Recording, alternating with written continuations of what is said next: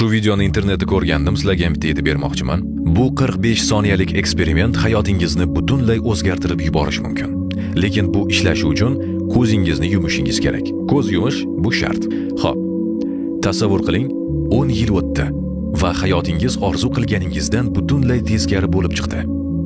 Siz ishingizni yomon ko'rasiz, tanangizni yoqtirmaysiz, uydagilar bilan janjallashib qolgansiz, hech narsaga erisha olmagansiz va siz umuman o'zingizni baxtli his qilmaysiz. Va bir kuni tungi soat 3 da telefoningizni titiklab o'tirganingizda 10 yil oldingi suratingizga duch keldingiz.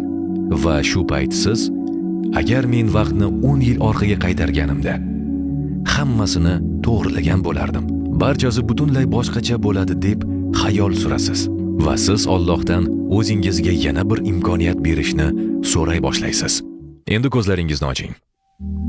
Siz hozirgina 10 yil ortga qaytdingiz.